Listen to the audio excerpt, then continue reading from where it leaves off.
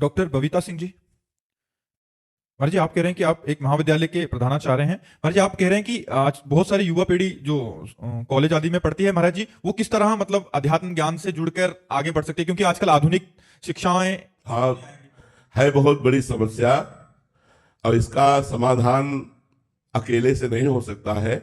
इसका समाधान माता पिता, टीचर और मित्र वर्ग ये आपस में करे तो हो सकता है। नहीं, हमारा जो नया समाज है बच्चों का, वो व्यसन और व्यभिचार दो की तरफ बहुत रफ्तार से बढ़ रहा है।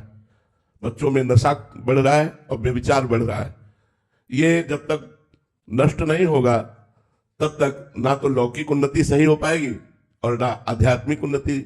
हमें आज वो आए हुए थे कई टीचरगण, तो उनसे प्रार्थना की थी कि आप गुरु हैं, आप शिक्षक हैं, आप हमारे समाज को नया जीवन देते हैं ज्ञान के द्वारा, तो आप हमारे बच्चों को बचा लीजिए। जो हमारे बच्चे व्यसन में जा रहे हैं, व्यभिचार में जा रहे हैं, अगर ये दो बातें सुधर जाए तो हमारी नई पीढ़ी जो भारत के भविष्य है ये बहुत अच्छे हो जाए। छोटे छोटे बच्चे हस्तमैथुन का शिकार हो रहे हैं, छोटे छोटे बच्चे हुक, गांजा, भांग और ड्रग्स, इन सब बातों में जा रहे हैं, गर्लफ्रेंड, बॉयफ्रेंड, इन सब बातों, ये बहुत मलिनता छाती चल रही है। जिस समय हमें अपने मन को एकाग्र करके पढ़ाई में लगाना है, विनयी बनना है, उत्तम विचार वाले बनना है, उसी समय अधम विचार और उद्दंडता हमारे अंदर आ जाती है। बच्चे माता पिता से कहते तुम अपने को देखो, हम अपने को संभाल लेंगे। जहां विद्या विनयम ददाति, वहां अविनय, वहां उद्दंडता। तो इसलिए माता पिता भी सहयोग करें, अपने बच्चों स्वयं धर्म से चले और अपने बच्चों को आध्यात्मिक शिक्षा दें। और टीचरों को भी चाहिए, वहां हमने प्रार्थना की कि चाहे 5 मिनट चाहिए, संतों के उपदेश बच्चों को सुनाया जाए।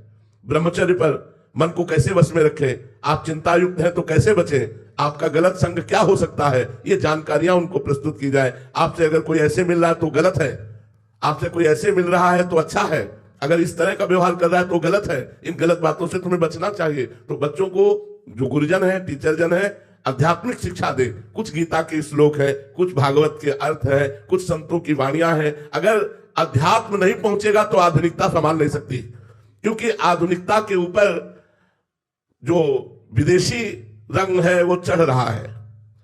जवाने नहीं समझ में आते कि जवान क्या है। गांव में 10-20 तो ऐसे होते थे जो कुश्ती लड़ने वाले होते थे, क्यों? खूब दूध, बटा, दही, रोटी, दाल ये सब पाते थे। आजकल आधुनिकता फैल रही, भोजन अपवित्र, विचार अपवित्र, चरित्र अपवित्र।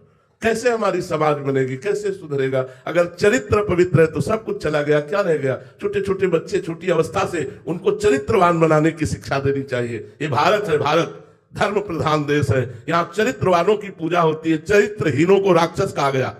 रावण उत्तम कुल पुलस्त कर नाती, बड़े महात्मा पुलस्त जी का नाती है, उत्तम कुल का, ब्रह्म ऋषि के कुल का है, लेकिन आचरणहीन हो गया, चरित्रहीन हो गया तो उसे राक्षस कहा गया। आज राक्षसी प्रवृत्ति बढ़ रही है। पहले की सोच जो थी वो था, अगर धन चला गया तो कुछ नहीं गया, स्वास्थ्य चला गया तो कुछ चला गया, और चरित्र चला गया तो सब कुछ चला गया। Money is lost, nothing is lost, health is lost, something is lost, और character is lost, everything is.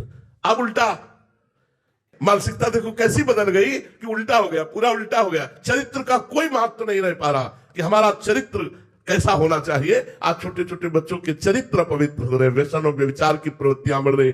जो भी आते हैं हम सबसे यही प्रार्थना करते हैं कि आप अपने बच्चों को ऐसा बनाइए कि हमारे देश के काम में आवे, हमारे समाज के काम में आवे। ये व्यसन करने वाला, समाज का शोषण करने वाला बच्चा बनेगा। जब इसे पैसा चाहिए तो ये चोरी करेगा, ये अपने माता पिता की हिंसा कर देगा, ये अपने पूज्य जनों के साथ छल कपट करेगा। इसे सुधारिए।